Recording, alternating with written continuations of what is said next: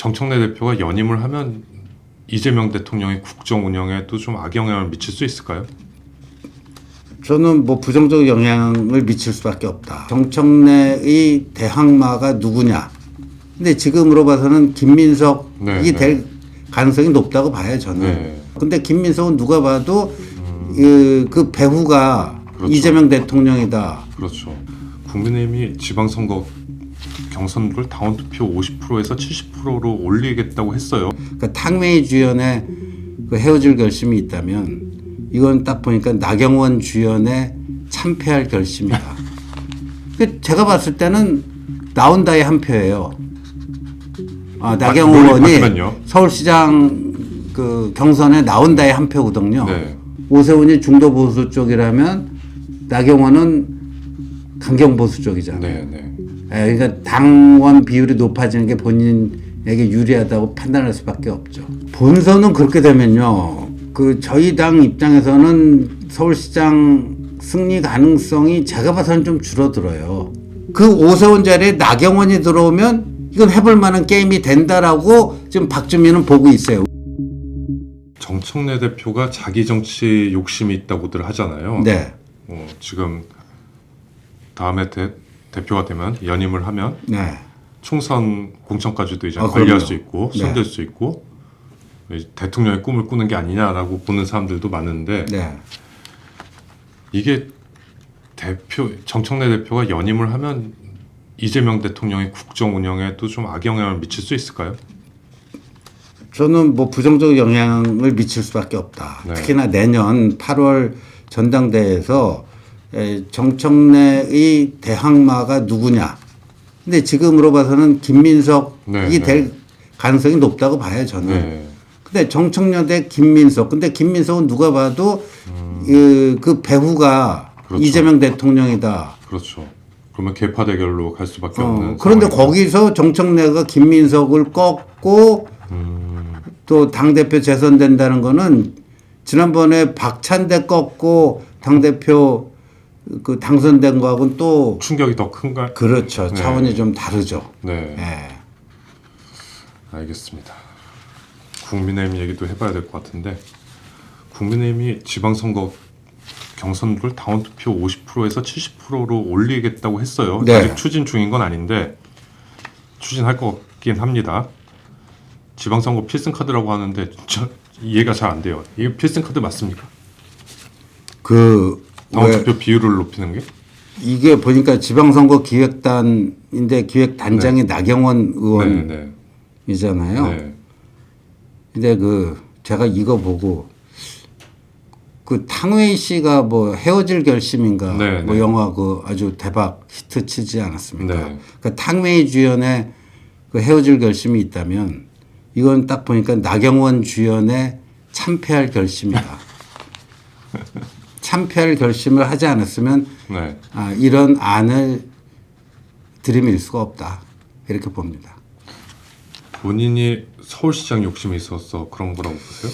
그래서 그것도 좀 문제예요. 네. 이게 지금 본인이 경기지사는 난 안 나간다 분명히 얘기했는데 네. 서울시장에 대해서는 가타부터 얘기를 안 했죠. 뭐 한 언론하고 전화 통화해서 나는 늘 서울시장을 머릿속으로 생각하고 있다. 뭐 이런 얘기를 했어요. 그래 열려 있는 거고 그다음에 나경원 의원 측근들이 내년 서울시장 후보는 오세훈과 나경원이 경선을 해야 된다. 공공연하게 그렇게 얘기를 하고 있거든요. 네.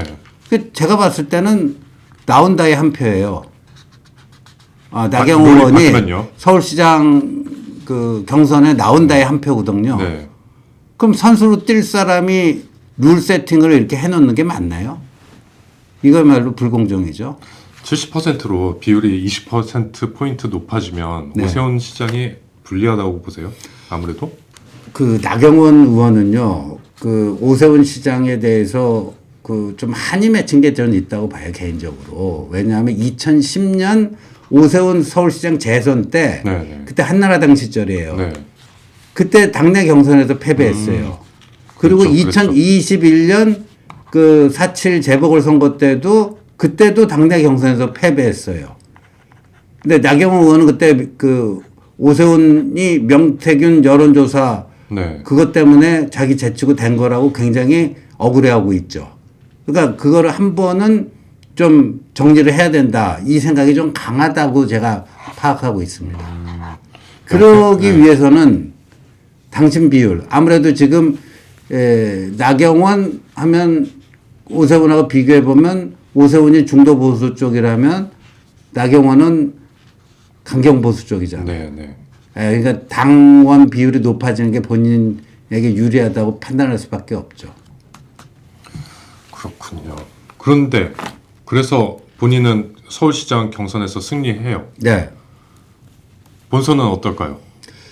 본선은 그렇게 되면요. 그 저희 당 입장에서는 서울시장 승리 가능성이 제가 봐서는 좀 줄어들어요. 그거 뭘 보면 알 수 있냐면은 네. 박주민 의원의 반응을 보면 알 수가 있어요. 민주당이 박주민 의원이 지금 자꾸만 요새 자기가 나경원 의원하고 내년 6월 지방선거에서 맞짱 뜰 것 같다. 이런 얘기를 해요. 말이에요. 그러니까 저쪽 당에서 그러니까 저쪽 네. 당에는 국민의힘이죠. 네. 거기서 오세훈이 아웃되고 나경원이 후보가 될 것 같다. 그 얘기를 왜 하냐 하면은 이게 이제 상대평가인데 오세훈 대 박주민 하면 박주민이 이 여론조사나 이런 걸 해보면요. 이 데이터가 잘 안 나와요. 네. 예. 근데 그 오세훈 자리에 나경원이 들어오면 이건 해볼 만한 게임이 된다라고 지금 박주민은 보고 있어요. 왜? 그 나경원의 칼라가 강경보수이기 때문에 이 중원, 중도 네. 여기서는 자기가 충분히 해볼 수 있다. 더군다나 나경원 의원이 최근 1년 동안의 행보를 보면 윤 어게인 뭐 이쪽이니까 그 뭐 내란 잔당 뭐 이런 식으로 몰아치면서 충분히 중도 경쟁에서 본인이 이길 수 있다라고 판단을 하는 거죠. 네. 그러니까 벌써 박주민 의원 입에서 나경원하고 자기하고 내년 6월 본선에 붙을 것 같다라는 거는 본인의 희망을 그렇게 얘기하고 있는 거거든요. 예. 나경원하고 붙었으면 좋겠다 하는 본인의 희망사항을 이렇게 표현하고 있는 그렇죠. 거죠. 그러면 이길 수도 있겠다. 뭐 이런 네, 거죠. 그런 얘기죠.